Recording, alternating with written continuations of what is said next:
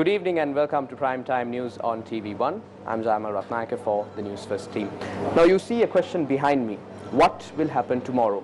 That is perhaps the most pertinent question that needs answering at this particular time. Because tomorrow, a new plan of action, a new strategy will be implemented by the government to keep the economy ticking while fighting the COVID-19 outbreak and to restore normalcy in the country. However, our citizens must remember there are many measures that have been taken by the government to curtail the spread of COVID-19 while the economy keeps ticking. And there are several key factors that the general public or you and I should remember during this period of time. Now, I know many citizens in Sri Lanka, or more commonly those in high-risk zones, are rearing to leave their houses after more than 2 months in lockdown. And as usual, News First has compiled an extensive and comprehensive report on what you should remember when stepping out of your house and going by your day-to-day activities after tomorrow, when the new strategy or the new plan of action kicks off. But before we go into the bulletin in detail, let's start off with a look at your headlines for tonight. Gradual resumption of daily life from tomorrow. මේකෙන් අදහස් වෙන්නේ COVID-19 රෝගය සම්පූර්ණයෙන් ශ්‍රී ලංකාවෙන් තුරන් වෙලා කියලා. මේ සඳහා විශාල කාලයක් ගතවන්නට පුළුවන්. Prime Minister highlights the need to maintain balance between prevention of virus spread and resumption of daily life. World Bank has made financial allocations to take action on the pandemic. Sri Lanka will not face a financial crisis, a message from the former Prime Minister. Controversial Eastern Terminal at the Colombo harbour to commence operations in 3 months. Constitutional Council to convene tomorrow. Election Commission will be discussed. On to those stories in detail. The curfew in the districts of Colombo and Gampaha, which are among the high-risk zones for the spread of COVID-19, will continue to be in effect until further notice. However, curfew will be lifted in a total of 23 districts from 5 a.m. to 8 p.m. daily from Monday. The curfew in the districts of Kalutara and Puttlam will also be lifted starting from Monday or tomorrow. Now, authorities are introducing measures to restore some aspects of daily life in the Western Province whilst maintaining curfew. Deputy Inspector General of Police Ajit Rohana described the measures that would be taken at a media briefing convened today. Island-wide curfew was last declared at 8 p.m. on the 6th of this month. Curfew has been in effect for over 40 days in the Colombo, Gampaha, Kalutara and Puttlam districts, which were identified as high-risk areas. How will restrictions be lifted in these districts tomorrow? Curfew will continue in the Western Province and Puttalam district tomorrow while steps are taken to restore daily life. We know that these areas have been under curfew for close to 2 months, and from tomorrow, considering all factors, including the health guidelines, the need to continue curfew, recommence economic activity and strengthen exports, gradual measures will be taken to restore daily life while maintaining quarantine regulations. Can people in these districts go to work from tomorrow? All persons from the public and private sectors should possess some documentation from the organization or institution they work for, like a letter or staff ID. They should also have a written request from the head of the organization or institution or another official for them to report to work. This need not be on paper. It can be in the form of an email or a WhatsApp or Viber message that can be displayed on the smartphone. Those who do not have smartphones can show an SMS on another phone, which shows that they have been asked to report to work. If you misrepresent facts and cross district borders whilst not having a request to report to work on that day, then you will have committed an offence and action will be taken against you for violating curfew. Can people travel to their workplaces using their personal vehicles or other vehicles? Personal vehicles can be used if you have the documentation. Employees who need to use three-wheelers or other taxi services can do so if they can obtain a vehicle. Quarantine regulations should be observed when using these forms of public transport. Whilst taxis can be used in the Western Province, especially in the case of three-wheelers, the maximum number of passengers is 2 people. In a car, the maximum number of passengers is 3, in addition to the driver. How will the NIC last digit rule be applied? If the final number on your NIC is 1 or 2, then you can leave your place of residence tomorrow, that is Monday. However, you can only travel on foot to the shop that is located closest to you. Personal vehicles cannot be used. Can shops and places of business be opened? Work in the construction sector can commence tomorrow, but criteria has been issued. Beauty parlors or salons can be opened tomorrow with authorization from the Medical Officer of Health for the area and in adherence to guidelines provided. Supermarkets and shops which sell dry rations and drinks can be opened tomorrow. Businesses which are operating online can continue to operate as they have done thus far. Those who are sole proprietors of their business can also go to work tomorrow. Private medical centers can also be opened tomorrow. What businesses will be unable to open tomorrow? We are still considering whether hotels and eateries selling cooked food can be opened or not. Tea shops, shops specializing in freshly made fruit juice and other similar establishments cannot be opened tomorrow. The daily and weekly fairs will not be opened.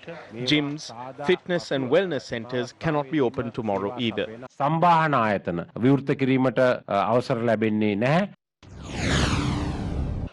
Meanwhile, the COVID-19 task force explained the program that will be implemented from tomorrow.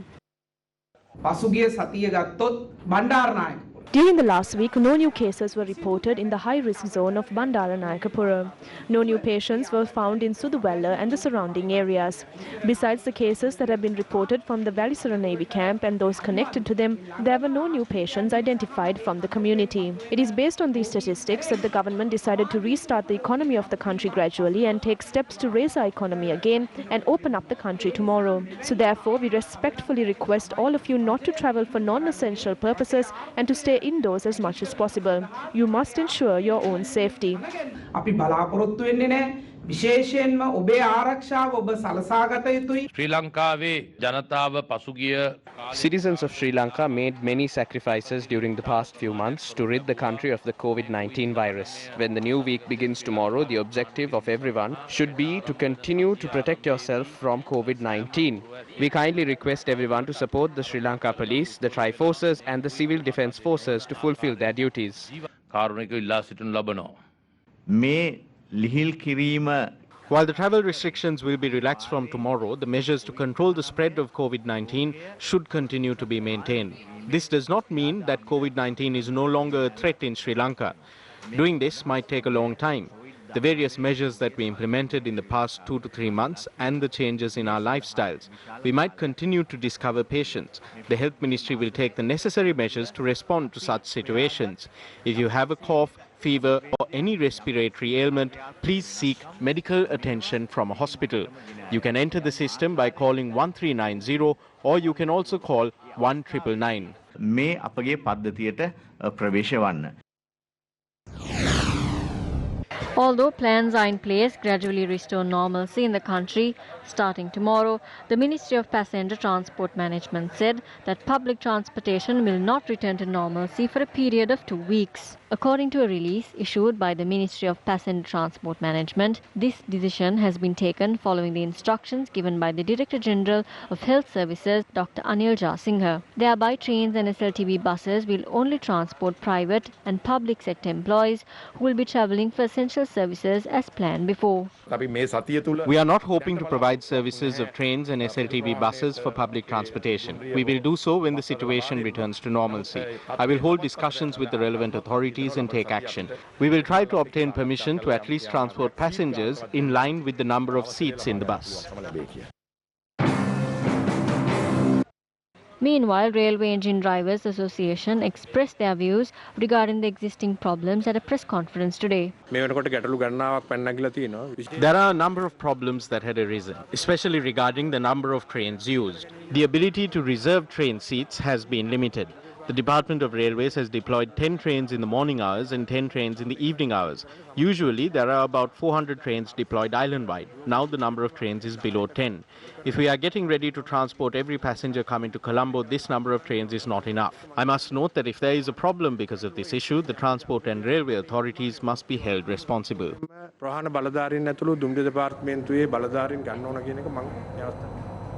Prime Minister Mahinda Rajapaksa issued a statement today regarding the restoration of normalcy amidst COVID-19. Prime Minister Mahinda Rajapaksa writes that in this instance, restoring normalcy is the process of extending the current state of affairs in a controlled way to the section of the population that had been confined to their homes during the shutdown. The Prime Minister noted that the public should continue to be mindful of the need for social distancing even after the curfew is relaxed. He adds that whilst random sample testing among members of the public will continue, quarantine centres will remain open as it may be necessary to isolate and lock down certain areas and even impose police curfews after the restoration of normalcy. Comparing the government's response to other countries around the world, the Prime Minister claimed that while 25 Sri Lankans residing in Britain have died of the coronavirus, only 9 Sri Lankan residents in Sri Lanka have died of this disease so far. Meanwhile, former opposition leader requested the government to focus their attention on the situation that could arise after tomorrow. How can they tell the general public to report to their workplaces and resume work? Are they implying that the public walk to their workplaces without using public transport? I request the government not to give uncertain statements and give a solution after having a proper discussion. When the government makes uncertain statements, the people think that the central nervous system of the government is not working. Don't take the people towards death's door by focusing too much on the elections.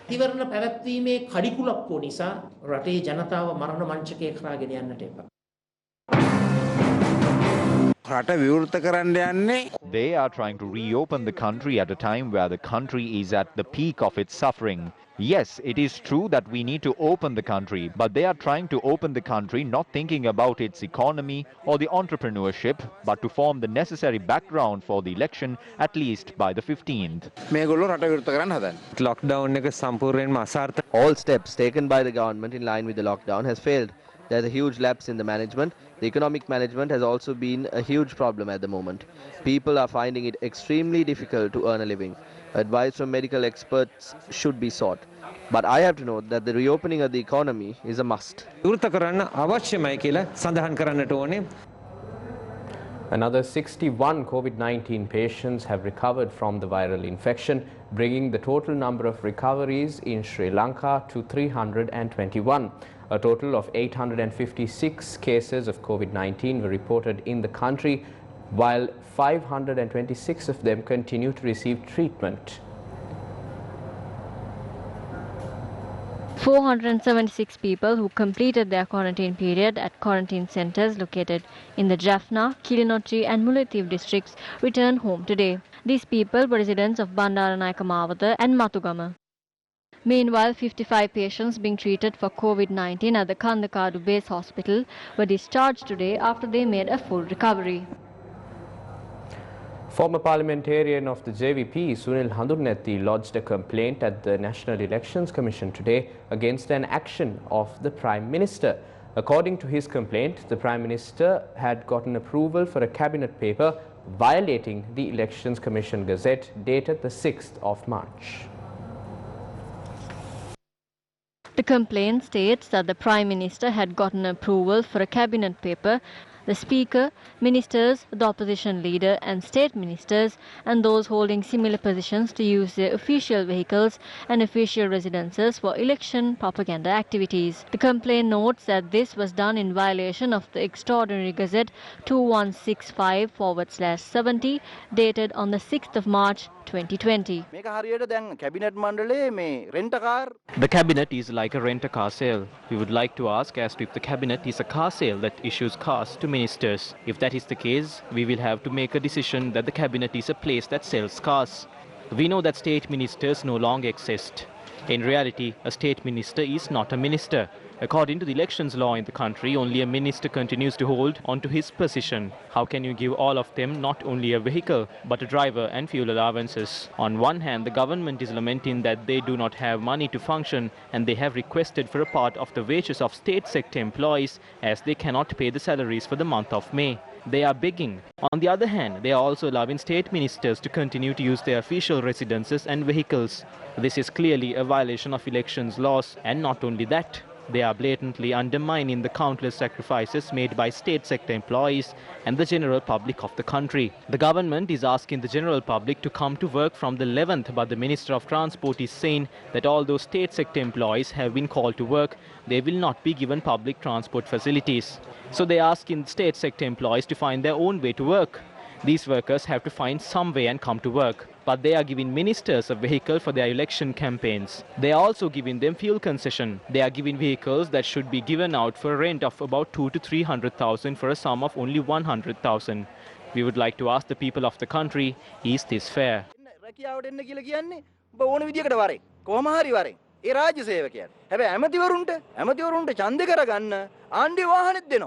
ඉන්දන සලාකෙත් දෙනවා. ලක්ෂ දෙකට තුනට කුලියට ගන්න තියෙන මහනේ ලක්ෂයට දීලා ආණ්ඩුවේ ඇමතිවරු ඡන්දය කරනවා. අපි රටේ ජනතාවගෙන් අහන්නේ සාධාරණ.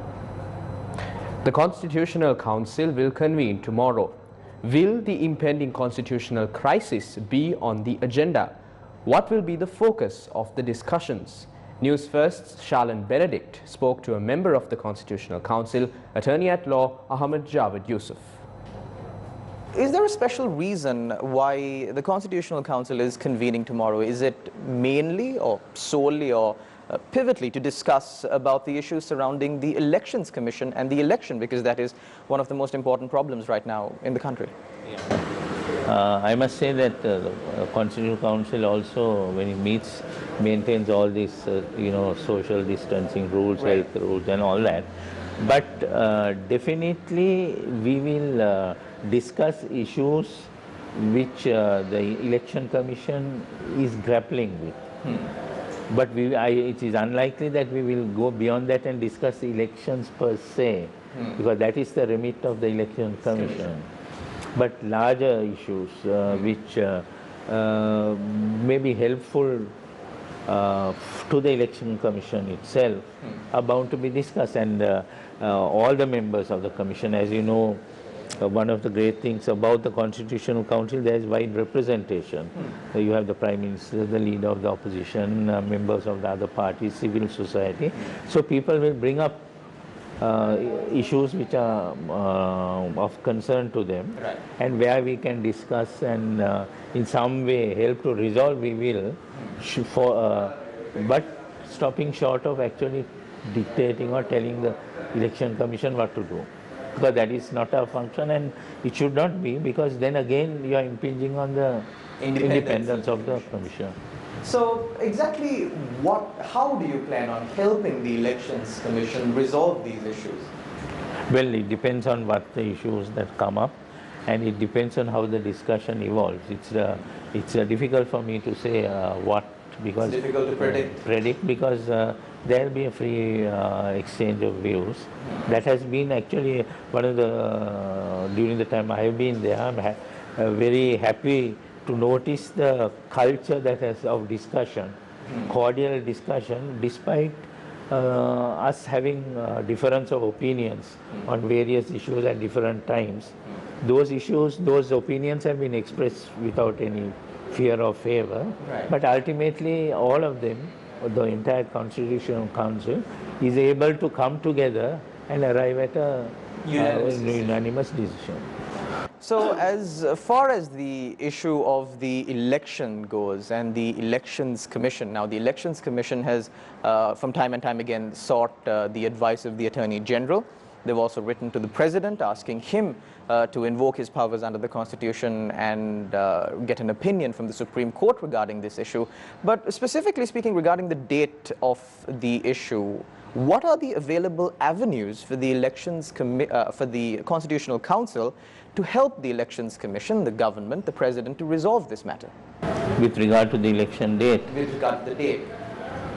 Well, I don't know. That again, as I said, the council as a whole has to decide. A group of employees centered around the Katunayaka Free Trade Zone staged a protest, alleging they had not received the 5,000 rupee allowance. Our correspondent noted that the protesters were employees who were unable to return to their homes due to the ongoing curfew and are currently residing in private boardings. Officers of the Sidhu police arrived at the location following the commencement of the protest. You cannot stage protests during curfew. We will be forced to enforce the law. You can direct your request to the relevant authorities. We will be forced to enforce the provisions included in the Quarantine and Infectious Diseases Act if you do not return to your respective boardings. Even against the warning, the protesters did not disperse. What are we to feed these children? We have been getting by barely over the last 2 months. Do they only want our vote? We are citizens of this country as well. Mr. President, someone is sabotaging your mechanism. Please look into this. There's an impending election as well. Those representing your faction will have to journey all the districts. We will beat them up. There is no one to speak for us. There are pregnant mothers collapsing of starvation.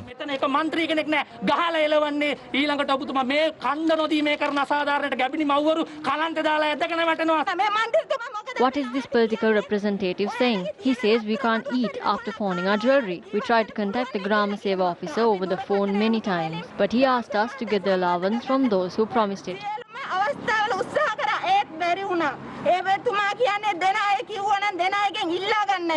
The attempt of the protesters to contact the Katana Divisional Secretary over the phone proved futile.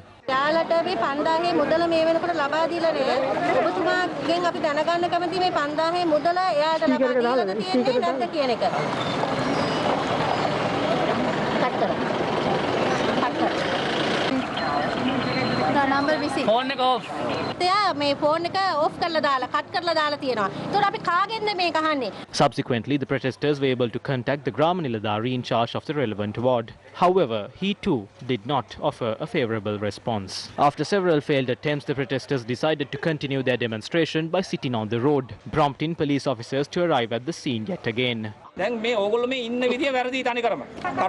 way you are conducting yourself is illegal. The law is being enforced for your welfare. There are laws that can be imposed on those who do not adhere to the rules and regulations. Please return to your houses. The protesters then dispersed.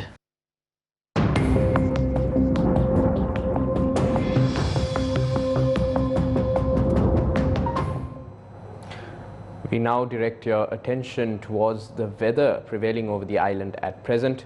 Earlier today, heavy rainfall was witnessed in many parts of the island, including Colombo and its suburbs.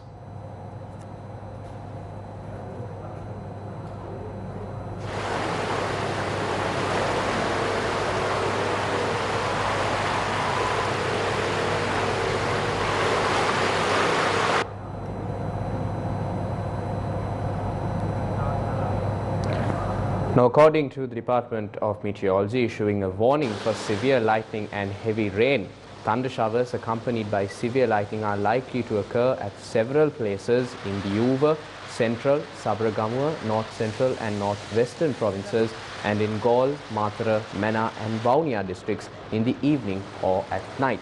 Heavy falls above 100 millimeters are likely at some places in the above areas.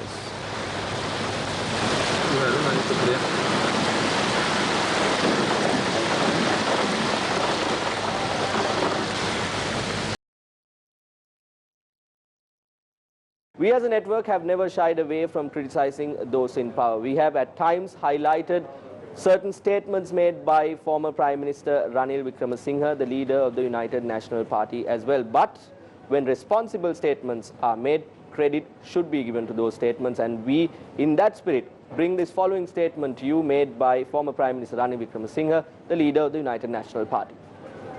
What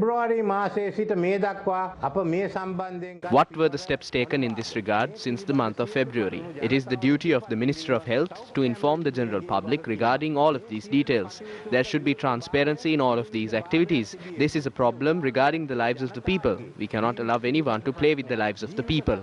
The World Bank has made financial allocations for our country to deal with the COVID-19 outbreak. So I would like to point out that there is no financial hurdle in carrying out these operations. The World Health Organization has issued separate regulations for our country on how to deal with the COVID-19 outbreak. I had previously requested for steps to be taken to inform the general public regarding these measures. I make this request from the government again. The government has not properly communicated these details to the general public. The communiques issued by the government are complicated, contradictory, and are hard to understand. Therefore, I would like to remind the government to use a more simple method to communicate these details to the public. Also, my attention was focused on the request made to state sector employees to donate their salaries. The crisis that we are facing, is it something so simple that it can be solved by a single month's salary of our state sector employees? On the other hand, how is the economy of the country strengthened when the salaries of state sector employees are donated to the Widows and Orphans Fund? It is the duty of the government to clarify these matters to the general public. We, the members of the United National Party, will not work to gain any political mileage during these troubled times. We always supported efforts to eradicate the virus from the country, and we will continue to do so in the future as well. ක්‍රියා කරන්නේ නැහැ. හැම විටම වසංගතය මර්ධනය සම්බන්ධ කටයුතු වලට අපි සහාය ලබා දුන්නා. ඉදිරියටත් එසේමයි. Following on his letter to the President yesterday, former MP Mangala Samaraweera issued a public statement today accusing the government of gradually dismantling democracy in the country and using the coronavirus to cover up the economic crisis caused by their policies. Samaraweera says that public sector employees should not be held responsible for the government's mismanagement of the economy. In his statement, Mangala Samaraweera notes that whilst unforeseen disasters can strike any country at any time, if the rulers of the country are skilled, then the economy can be properly managed to respond to the disaster. He writes that no government in the country's history has opportunistically and deliberately called on the public or public sector employees to sacrifice their hard-earned money in the guise of managing the economy. The former finance minister says that the country's economy was heading towards a crisis even before the arrival of the virus. Samaraweera says that due to its fear of parliamentary democracy, the current government has created a serious economic, financial and constitution crisis in the country by failing to convene the parliament and submit a budget. He adds that for the first time in history, a government has exceeded the legal debt ceiling and has obtained foreign loans without the approval of the parliament. Samaraweera also claims that in the face of mounting opposition to the astounding request to donate salaries for the month of May, the government is now attempting to save face by portraying this solely as a request from the secretary to the president. Furthermore, the statement reads that the situation is exacerbated by the fact that this secretary, who was previously labelled an economic assassin by a senior minister in this government, was a leading economic policymaker in 2001 when the country recorded a negative economic growth for the first time in its history. Samaraweera questions who authorized such an individual to make such requests. Issuing a release, the Sri Lanka Postal Services Union says that the postal officials are not happy about the pay cut for the month of April. The postal officials point out that they too had to provide essential services like others who did during these trying times. The release further notes that a day's salary of the postal officials for the month of April were taken from them in contribution to the COVID-19 fund. They urged that the money that was cut from their salary due to ad hoc decisions taken by the Postmaster General should be given back to them. Whilst public sector employees are raising concerns regarding their wages, these are some of the sentiments that were expressed in the political arena. The opposition is frightened and going to court today. We know that in the villages, when the mother takes out the cane, the child runs to the father screaming to be saved.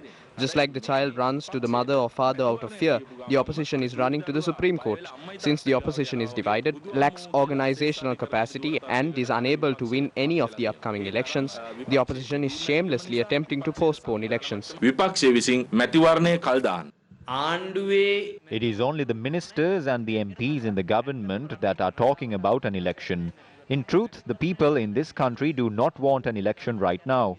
The crores that will be spent on an election can be used to combat the pandemic or can be given to the people who are suffering. There is no need for an election now. If an election is held, Can the public officials report for election duty? Will people stand in queues to cast their ballots? No. ඡන්දේ දාන්න මිනිස්සු පෝලිං ගානේ යයිද යන්නේ ඒගොල්ලන්ට දැන් කරන්න දෙයක් නැතු They are clutching on to reeds since they have no other options. What has happened to them is that they have been rejected by the country. As per the results of the last presidential election, the JVP will be unable to get a single seat according to the election system. That is the fear. The UNP is divided in 4 or 5. We do not need to speak about the election. What we want is to save the country from COVID-19. Once that has been done, the election commissioner will conduct elections at the suitable time. There is no climate to conduct a fair election at this time. Honestly, encouragement or enthusiasm for an election at this time is a crime against the country. It is a crime against the people. We can hold an election when there is an appropriate climate for an election to be held. We must not be divided as a society at this time. This is not a time to divide the people by holding an election and turning this into a battleground. This is a moment where we need harmony and cooperation from everyone in the country. Once we overcome this, we can hold an election.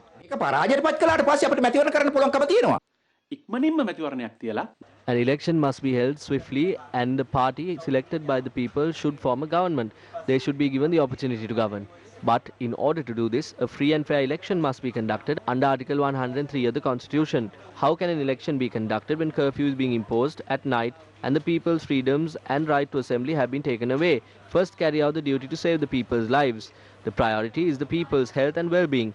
We have been made to go to court today and seek redress by filing fundamental rights petitions. On the day a free and fair election can be held, then go ahead and hold the election. In the recent past, they said people died of rat fever and other diseases, but they were not allowed to be buried, only cremated. This is not a normal cremation either. When a corona patient passes away, the cremation is done in line with the corona criteria. The government is now trying to forcefully restore normalcy.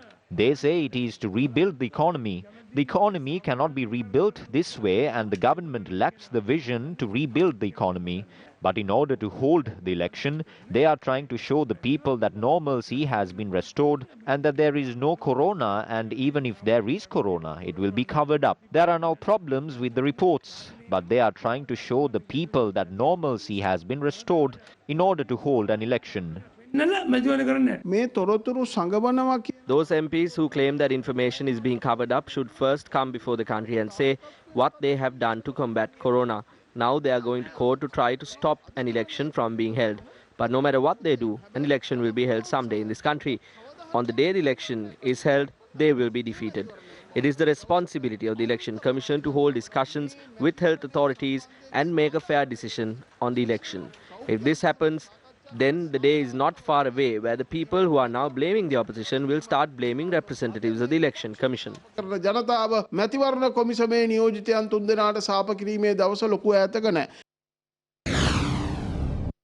blockage at the mouth of the Midimodara Canal in Valigama has prevented the drainage of water from about 500 acres of paddy fields.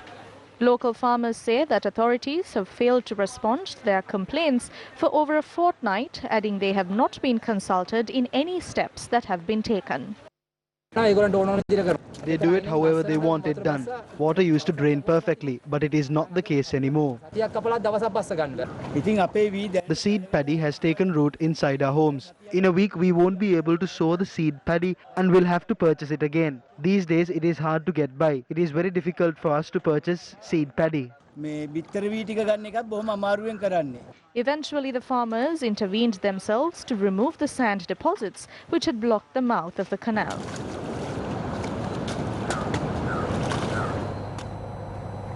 President of the College of Medical Laboratory Science, Ravi Kumudesh, says that special attention should be paid to the outpatient departments or the OPDs of hospitals when people resume their daily lives. We see that there are plans to reopen the country according to a certain procedure. We have still not made a plan on how we are going to the number of patients who come to hospitals or manage the number of patients who come here with the available time. If we consider the OPD alone, about 2,000 patients come every day. We only have about 60 to 70 seats there. We generally have to serve these people much like at a public fair in the morning. If there is no mechanism to allocate different time slots for patients, if there is no proper program to do this, the staff at the hospital will have no way to think about the COVID-19 virus because we have no right to turn away any patients. There are procedures that can be followed to this properly, but so far there have been no discussions on the matter. මේ කාර්ය කෙරගැනීමට ක්‍රමවේද තියෙනවා මේ ක්‍රමවේද පිළිබඳව සාකච්ඡාවක් නෙමෙයි.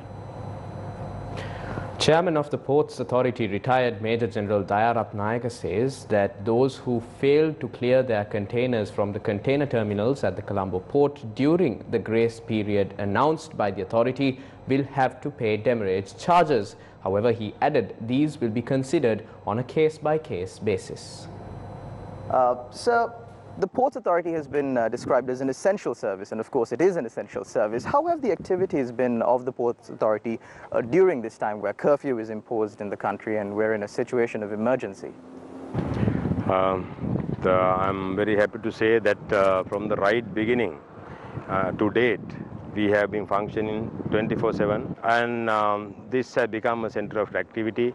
A large number of ships have been coming here, and the other related services we have been maintaining almost 100%. I'm very happy to say that during this difficult period, not a single report has come to us saying that there was a delay, there are loading, unloading delays, mishaps, and not a single accident being reported. I'm very happy to say that at this moment. General, now we know that the government has instructed state organizations, private institutions to cut down on their staff.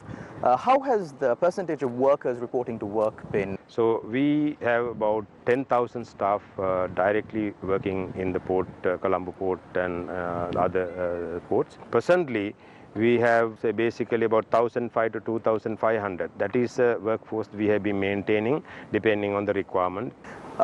General Ratnayaka, also we saw that the containers that have been stacked up here at the port, there was a massive increase. We almost reached maximum capacity, and the grace period granted for people to remove these containers ended recently. About the concessions given, we are not giving from 8th onward. It is up to you to get your stuff cleared, otherwise you may have to pay big amounts as damages. General, you said that people who missed this grace period to release their containers will have to pay full demurrage costs. Does that mean that people who missed this opportunity have no other way of getting any concession from the Sri Lanka Ports Authority? We are going by a case-by-case basis. If they have justifiable reason, definitely we will give. If you have been sleeping without making an effort, definitely you may have to pay. If you have justifiable reason, yes, we are looking into that on case-by-case basis. Also, General, now we know that during the past there were a couple of controversies surrounding the Sri Lanka, especially the Colombo port.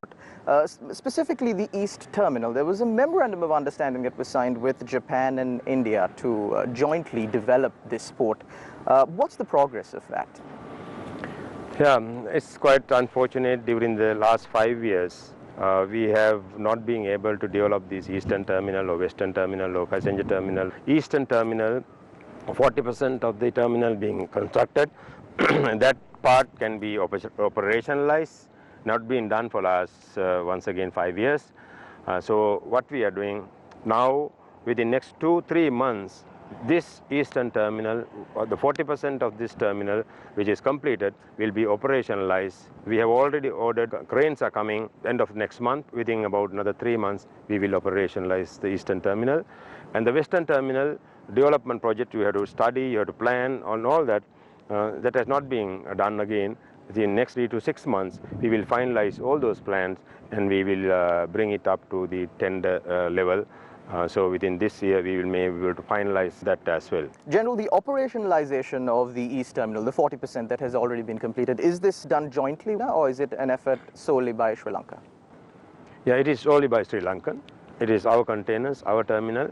And the other part, since we have signed MOU with India and Japan, government is in the process of discussing, and so those discussions are going on. We can't wait till those things are over. So whatever available, we use our money and we are putting this into operation. That is how it is. Those were the ideas expressed by the chairman of the Ports Authority, retired General Daya Ratnayaka. Moving on to more news, the faunal remains discovered in Thorayaya, Kurunegala were inspected by officials from the Department of Archaeology today. 2 officials attached to the Archeology Department made an on-site inspection in Thorayaya this morning. After inspecting the skeletal remains and the location they were found in, the officials took steps to cover the site temporarily with a layer of sand in order to conserve it. Director General of Archaeology, Professor Senarath Dissanayaka, expressed the following views to News First regarding the discovery. This morning I have sent 2 of my officers to the place and they have submitted the preliminary report to me. The skeleton is buried 10 feet below the ground level. Part of it is buried in the bank of the pit. They have found the tooth of that animal. It may be belong to a carnivorous animal. Based on that report, we have to decide the next step. If it is needed, I'm going to send a team of excavation officers to the place. Then we will be able to date the animal. We may be able to give a final decision within a month time.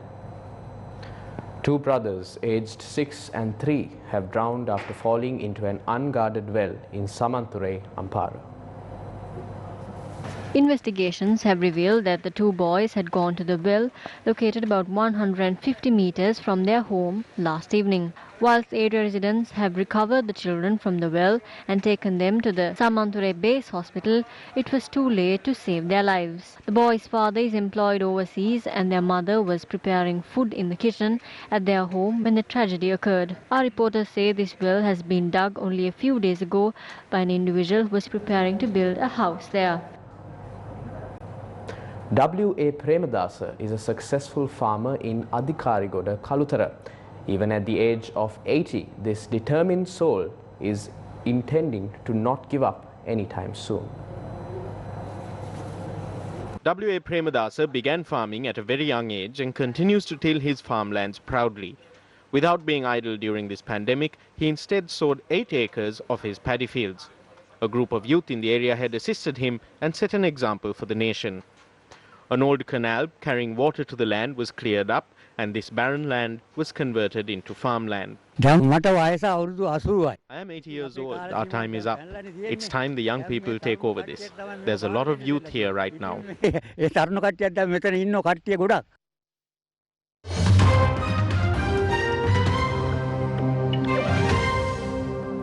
On to news from overseas. After US Vice President Mike Pence's aide tested positive for coronavirus, reports coming from White House confirms that 3 top White House officials tasked with overseeing the US pandemic response have gone into quarantine after they were exposed to the virus.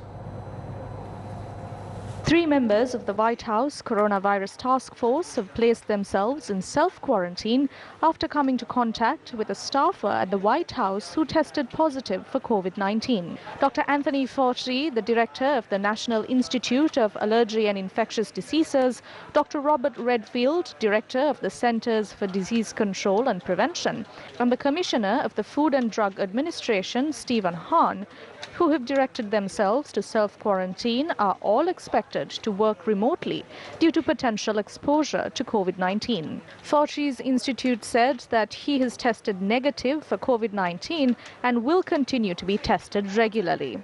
It added that he is considered at relatively low risk based on the degree of his exposure and that he would be taking appropriate precautions to mitigate the risk to personal contacts while still carrying out his duties. With Katie Miller, a spokesperson for the US Vice President, being positive for the virus and the latest reports coming in from the United States, it now increases the possibility that the entire West Wing of the White House has been exposed to COVID-19.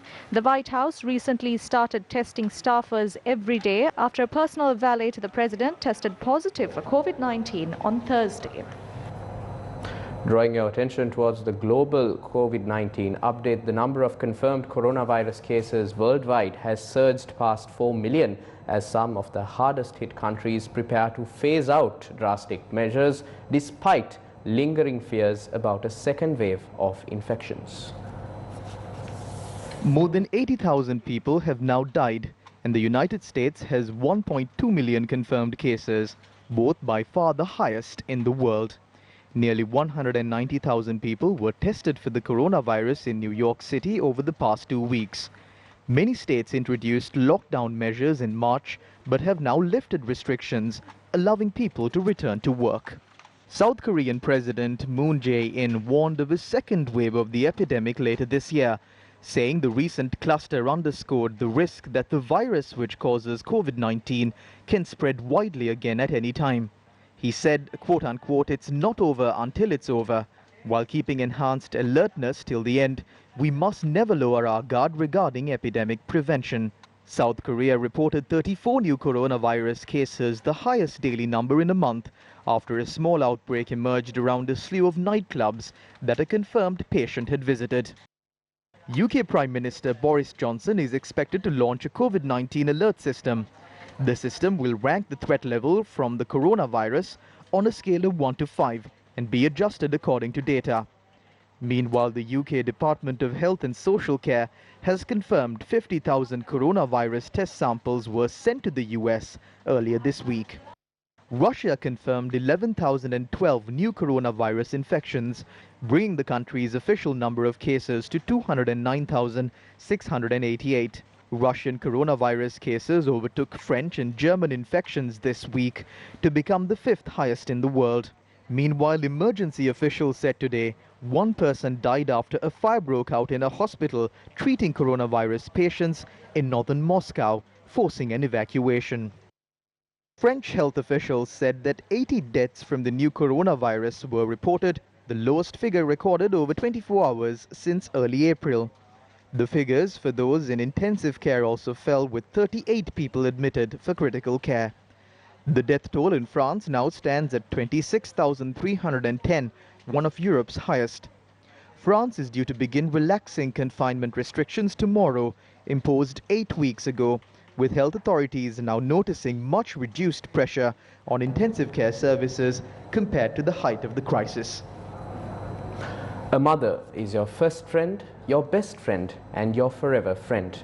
And today is dedicated to all mothers across the world. This day, however, took on very special meaning for a mother from Anuradhapura who gave birth to quadruplets at the Peradeniya Teaching Hospital earlier today. Vijitani Anuradha gave birth to 3 girls and a boy via a C-section surgery today following a pregnancy lasting 8 months and 1 week. Vijitani had been admitted to the Peradeniya Teaching Hospital 1 month ago due to the unique measures that need to be taken in order to birth quadruplets. The 3 girls will be monitored at the neonatal unit of the Peradeniya Teaching Hospital, while the boy will be monitored at the neonatal unit of the Srima Bandanayaka Children's Hospital in Peradeniya. Whilst wishing this happy family all the very best for the future, we wish all mothers in Sri Lanka and around the world a very happy Mother's Day. The theme song of the Gammadda Nagitimu Sri Lanka campaign has garnered much popularity since its debut. It has acted as a harbinger of hope. Today, the students of the Department of Decision Sciences of the University of Sri Javadhanapura have created their own rendition of this theme song. And with that, we wrap tonight's edition of Primetime News on TV1. I'm Jama Ratnayaka for the Newsfirst team, along with our sign language interpreter, Tharaka Gabriel. Take care, stay safe, and good night.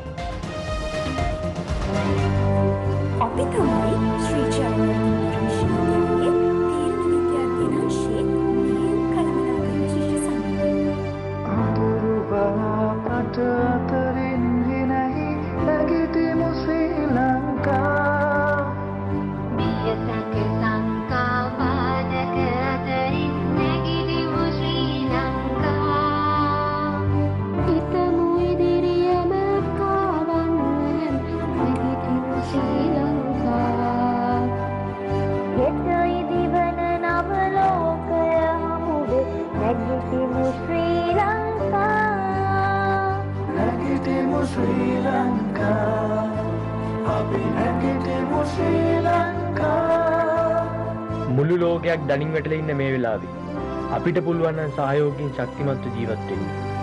ඔව් අපිට පුළුවන් රටක් විතර නැගී සිටින්න. Sri Lanka. Meran bhumiya rumaya apage rakagamu Sri Lanka. Time for us to hope and pray and heal our motherland. Guru Devi asana apai piriyati bhavika jayanta. Nagitimu Sri Lanka. Nagitimu Sri Lanka. Madda Nagitimu Sri Lanka.